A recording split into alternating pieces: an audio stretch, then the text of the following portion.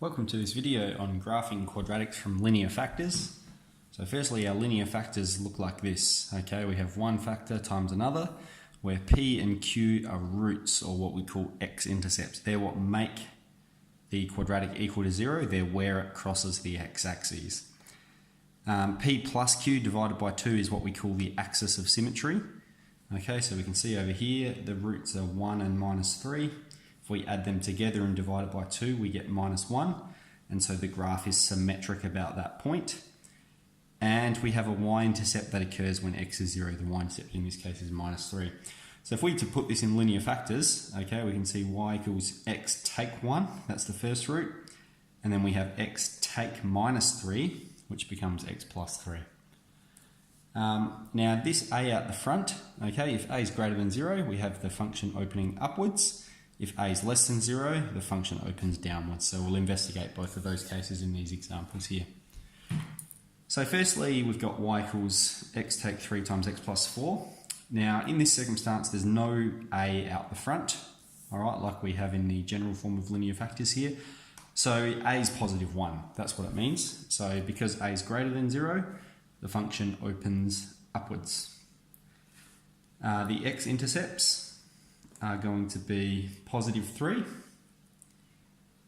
and minus 4, which means the axis of symmetry is going to be 3 plus minus 4 on top of 2, okay, which is minus 1 on 2, or minus half, minus 0.5 is the point at which it's symmetric about.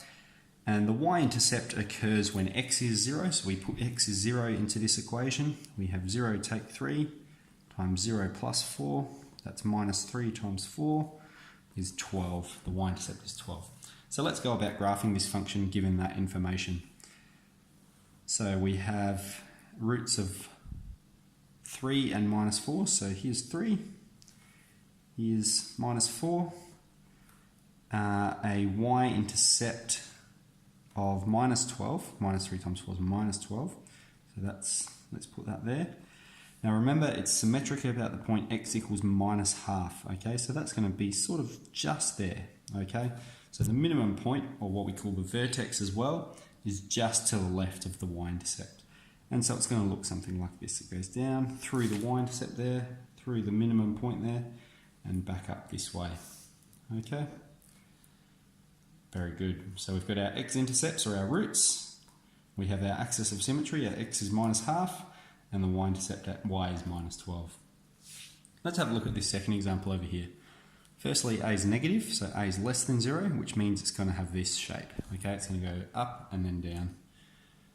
The roots, or the x-intercepts, are going to be minus 1 and positive 5, which means the axis of symmetry is going to be minus 1 plus 5 on top of 2. That's going to be 4 on top of 2, which is 2.